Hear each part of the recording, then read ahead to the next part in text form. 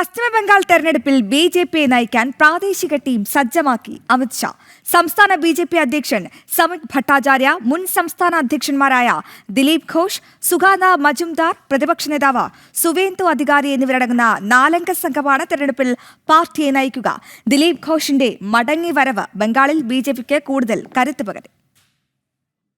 ഇപ്പോഴില്ലെങ്കിൽ ഇനിയില്ല എന്ന മട്ടിലാണ് പശ്ചിമബംഗാളിൽ ബി.ജെ.പിയുടെ തെരഞ്ഞെടുപ്പ് പ്രവർത്തനം. ബി.ജെ.പിയുടെ സ്വപ്ന സമാനമായ ടീമിനെയാണ് ബംഗാൾ തെരഞ്ഞെടുപ്പിനായി നിയോഗിച്ചിട്ടുള്ളത്. കേന്ദ്രമന്ത്രിയും തെരഞ്ഞെടുപ്പ് വിജയിക്കുന്നതിൽ മികച്ച സ്ട്രൈക്ക് റേറ്റുമുള്ള ഭൂപേന്ദ്ര യാദവും ബി.ജെ.പിയെ ത്രിപുരയിൽ ആദ്യമായി അധികാരത്തിലെത്തിച്ച ബിപ്ലബ് കുമാർ ദേബുമാണ് തെരഞ്ഞെടുപ്പ് ഇൻചാർജും സഹ ഇൻചാർജും.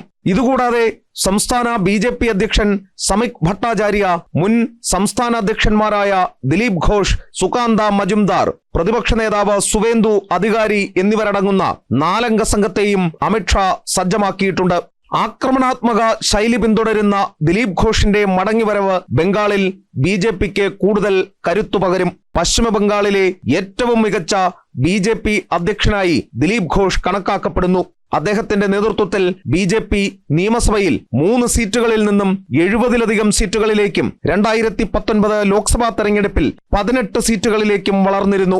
ബംഗ്ലാദേശിൽ നിന്നുള്ള അനധികൃത നുഴഞ്ഞുകയറ്റവും കൊടിയ അഴിമതിയുമാണ് മമതാ ബാനർജിക്കെതിരെ ബി.ജെ.പി ഉയർത്തുന്ന പ്രചാരണ വിഷയങ്ങൾ. മമതാ ബാനർജിയുടെ ഭരണത്തിൽ ഇവ രണ്ടും നിയമപരമായി മാറിയെന്നും അതിന്റെ ദോഷഫലങ്ങളിൽ നിന്ന് കൊൽക്കത്ത പോലുള്ള മഹാനഗരങ്ങൾ പോലും സുരക്ഷിതമല്ലെന്നും ബി.ജെ.പി മുന്നറിയിപ്പ് നൽകുന്നു.